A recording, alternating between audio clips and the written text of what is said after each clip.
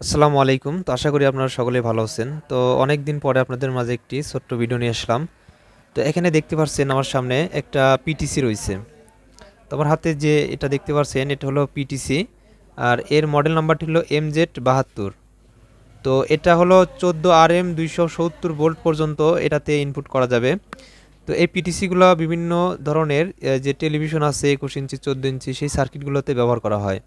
তো এখানে দেখতে পাচ্ছেন একটি সিআরটি টেলিভিশনের সার্কিট বোর্ড রয়েছে। তো এই যে এই সাইডে দেখতে পাচ্ছেন একটি, এটার কিন্তু এখানে থাকে মূলত এই কালো পিটিসিটা।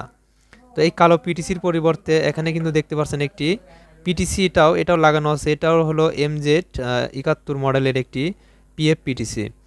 তো এই কালো পিটিসিগুলো লাগালে দেখা যায় সেই পিটিসিগুলো যদি 2 নাম্বার হয় তাহলে সেটা বেশি দিন লাস্টিং হয় না।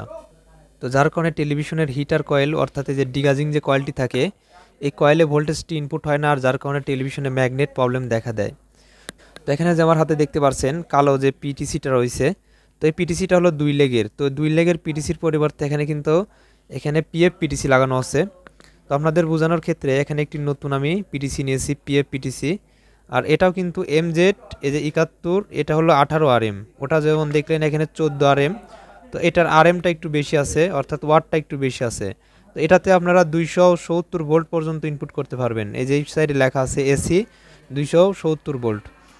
তো এই ছিল ভিডিওটি, যে আপনারা যদি এই ধরনের কালো পিএফ পিটিসি ব্যবহার করেন সার্কিটে, সেই পিএফ পিটিসিটি যদি বারবার নষ্ট হয় তাহলে আমি সাজেস্ট করব আপনারা এই ধরনের পিএফ পিটিসি ব্যবহার করুন।